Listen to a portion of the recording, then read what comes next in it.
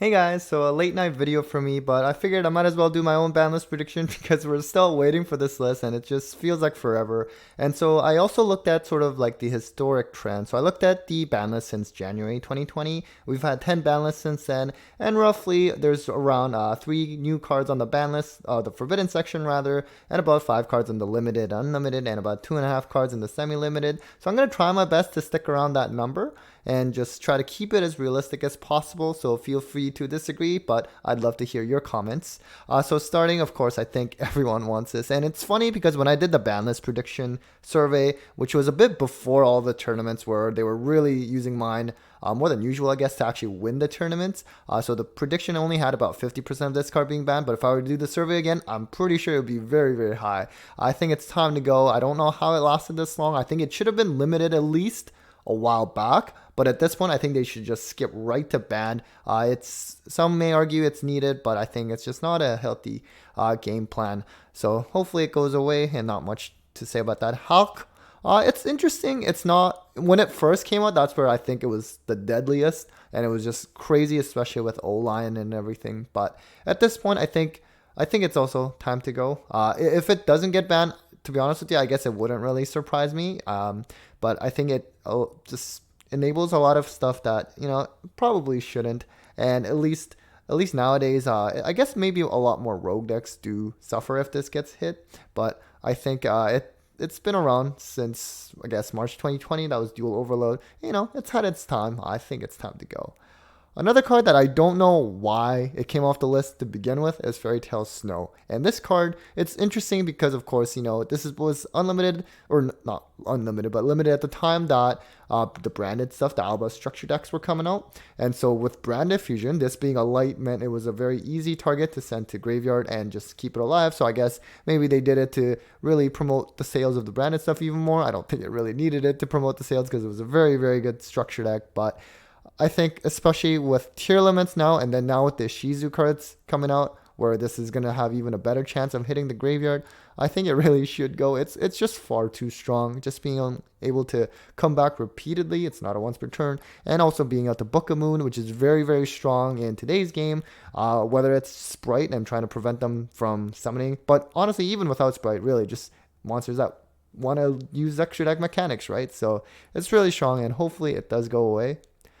Another choice that's maybe not mentioned as often, I think Curious. It's basically between this or Griffin. I think Curious is very, very strong, being with the Foolish any card essentially. And back in the Orcus days, this was quite played, and it sort of died in play really after that. But I think this is shown with tier limits, and I'm sure in the future there's going to be other strategies that's going to be looking at just dumping things to the graveyard. It's a very, very big mechanic at this point, and I think this card is far too strong, especially with Griffin. I mean, you could argue just ban Griffin instead. I think the problem right now is with the whole Eradicator Epidemic Virus or things like that, where you can just set it back with Griffin, but you send it through Curious.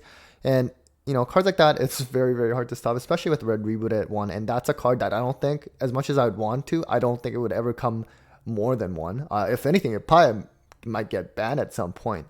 And so to try to make things a little better, I think Curious should go. But honestly, open to your thoughts. Probably doesn't get hit, but it'd be interesting. Onto the limited section, E-Telly. So this is interesting that it ended up coming back to 3. At the time, I guess it was okay-ish, but now with the punk stuff like being just far too strong. Well, maybe I should be a little more careful in the wording. Obviously, pure punk is a good deck. It's not tier 1 right now, but the punk engine is very, very strong, and E-Telly is just on its own can do a lot, whether in punk or just like in other strategies as well. And so I think this card needs to go back to 1. It's not once per turn, and it's just really strong. Another card to be put on the list potentially is Danger Nessie. I think with the tier limits stuff right now, the Danger stuff have become very, very popular again. It used to be popular around like 2019, I guess, and when they started hitting these cards for the first time. And so just being able to draw, Konami has always been trying to limit as much as possible. And Nessie is pretty strong because even if you snipe it, it can just add another danger to hand anyways. And so I think this is a card that might need to get reduced to 1 just to sort of reduce the tier limit power indirectly. I think right now hitting the tier limits or Sprite cards directly is probably not going to happen. They just came up beginning of August in Power of the Elements. At some point, those cards in the main deck cards need to get hit. For example, with tier elements, like in the OCG, they hit the field spell, they hit some of the monsters, as well as the Shizu cards, which we don't even have at this point. As for Sprite, I don't have any direct hits for Sprite in this prediction, but I do think either Toad will get banned, or I think the better choice is just to limit Swap Frog.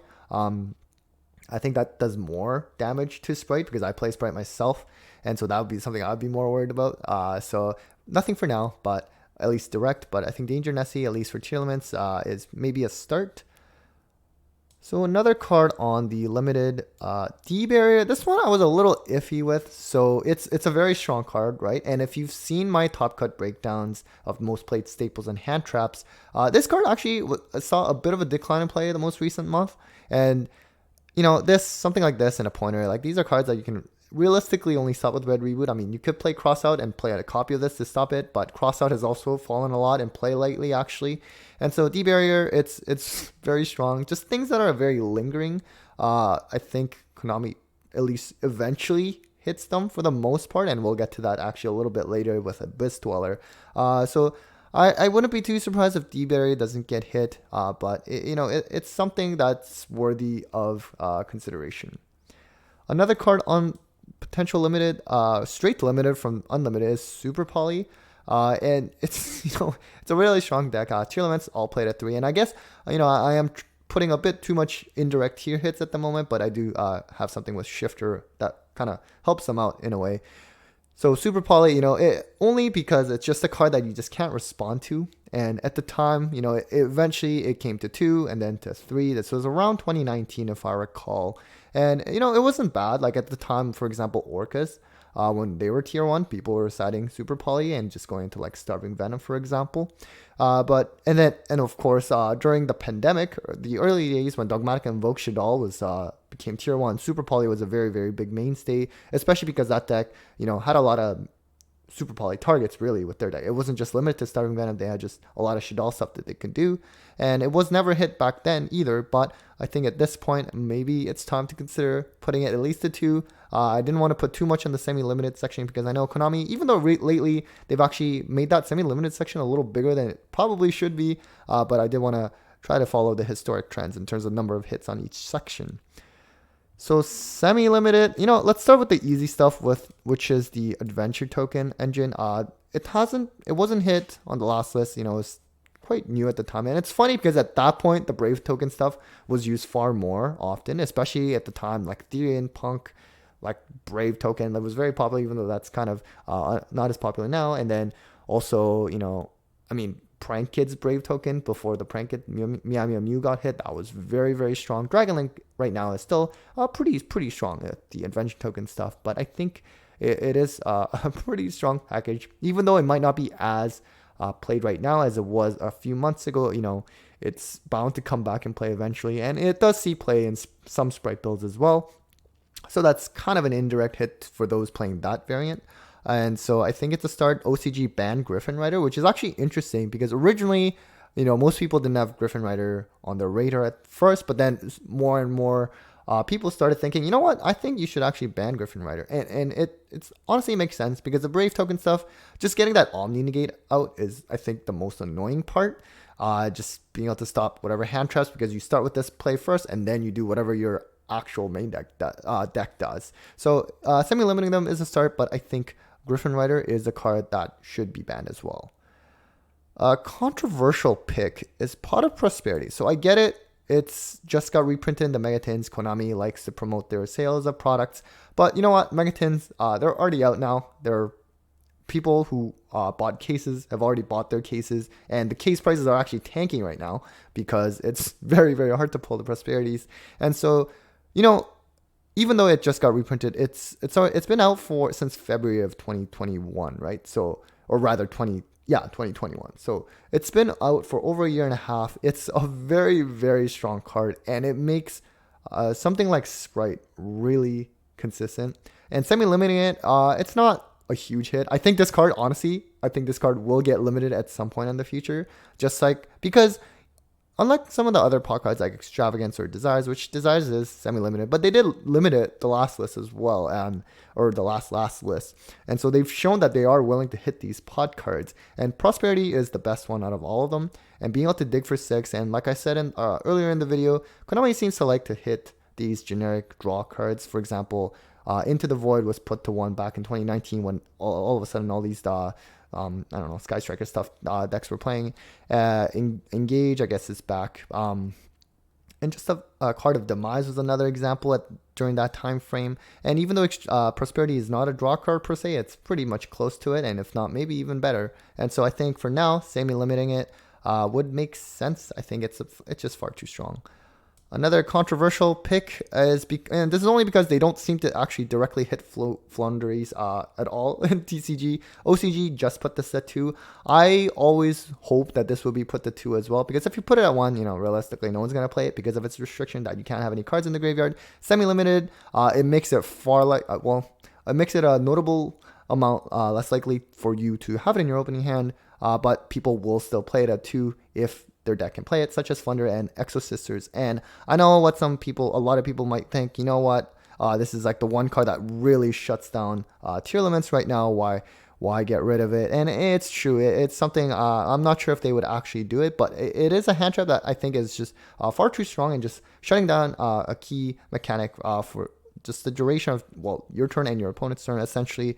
It's pretty strong, and hopefully it does get semi-limited and ends up being really the only hit to Flunder. And although unfortunately for Exo Sisters, for the Unlimited, nothing crazy. Honestly, this is just essentially pretty much following Konami's just historic trend of cards that they recently put semi-limited to 3, and that really more so falls for Dynamite and Light Sage. I think those are obvious choices. Light Sage, it was played in, for example, Joshua Schmidt's Sprite Power spell list as a way to get another level 2 to be able to special it. But realistically, it's not something that's predominantly played. Even if it's at 3, I don't think it would get abused. If Anaconda was still legal, then okay, that would kind of be a consideration. But, that card's banned too. So I think Trickstar Light Sage can come back to 3. Let them have their field spell and the other cards. I mean, like Wall of Revealing Light, like realistically, I didn't even know that was still not at 3.